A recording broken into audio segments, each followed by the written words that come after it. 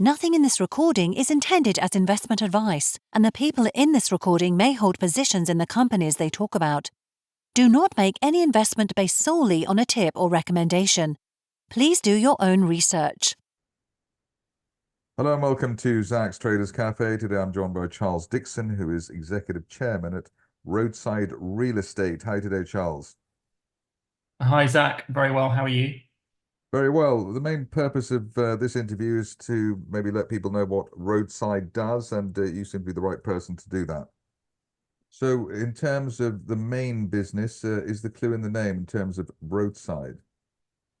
Yes, absolutely. We are focused on acquiring and developing prominent, well-located roadside real estate locations with a focus on drive-throughs, EV charging, and what we refer to as food convenience, which is local convenience food.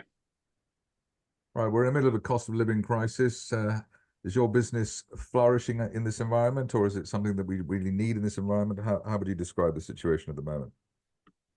Well, from our perspective, we're mainly focused on the real estate, and it's a fantastic time to be buying real estate because there's not many people buying real estate right now.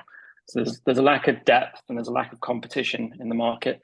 So we're able to pick up real estate at a very good price, and we are taking advantage of the current market conditions. And is this lack of, I suppose, interest in real estate because of the high interest rates at the moment? I think that's one factor. There's a lack of appetite for real estate when you've got interest rates where they are, government debt and bank account saving rates are attractive to not just individual savers, but also businesses.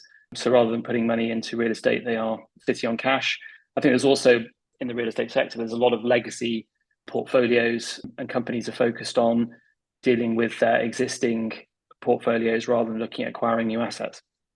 Is it also the case that you're sort of more on the commercial area and it's the residential side is clearly, there's always demand there, but in the commercial space, maybe not so much? Yeah, I think it depends on which part of the commercial space you're in. We're lucky enough to be in an area where there's rental growth at the moment. There's strong rental growth in drive-throughs, there's strong rental growth in EV charging bays, also in sort of smaller food stores. So we are probably one of the only areas in UK commercial real estate right now where there is rental growth.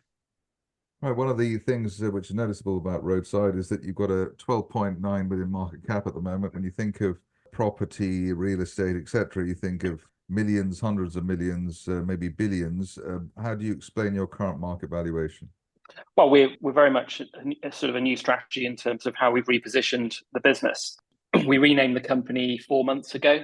So, Rome wasn't built in a day. We have ambitions to be a much, much bigger company than we are right now.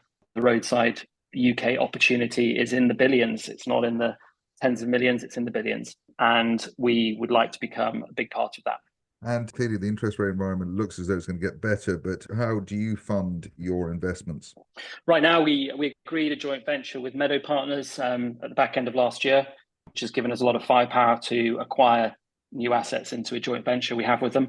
And we've got a commitment from them to build a portfolio of up to 250 million. And we're well on the way to spending that.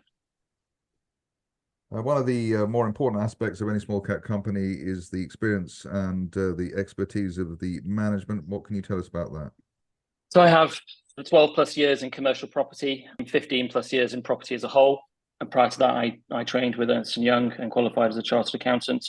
I've got experience across both commercial and residential property. Our residential business that I'm a director and original shareholder of is a business called Apache Capital, which we've now built into a £4.5 billion AUM business. And then my property director, Simon Jones, he is the ex-head of strategic asset management for CBRE in the UK. Simon has probably got 25 to 30 years commercial property experience. So we've got a lot of grey-haired experience sort of in the senior team. Right, just finally, the London market currently is mostly dominated by resources companies and holes in the ground and far-flung places. Roadside's a bit different from that. It's quite domestically focused, etc. Why would you think that investors would look at your company rather than the usual run-of-the-mill stuff on the London market? Well, I think there's a lot of run-of-the-mill UK listed opportunities. But a lot of those are driven by interest rates. You know, if interest rates go down, property goes up. It's a simple correlation. We would also benefit from interest rates going down. However, we're also benefiting from rental growth, which drives the underlying asset value. There's a double upside to us. So in terms of that, you basically you sort of heads you win, tails you win in terms of the overall environment, plus the relative shortage of opportunities or other people chasing those opportunities that you are at the moment. Yeah, we've got a very well established pipeline. We've been building this pipeline for 18 months, 2 years.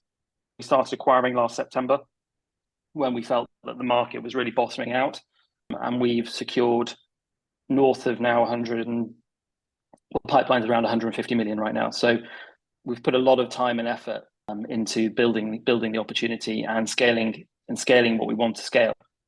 As I said, this is a multi-billion-pound strategy. It's not tens and it's not hundreds. We look forward to more of your strategy panning out. In the meantime, Charles Dickson, Executive Chairman at Roadside Real Estate, thank you very much indeed. Thanks, Zach.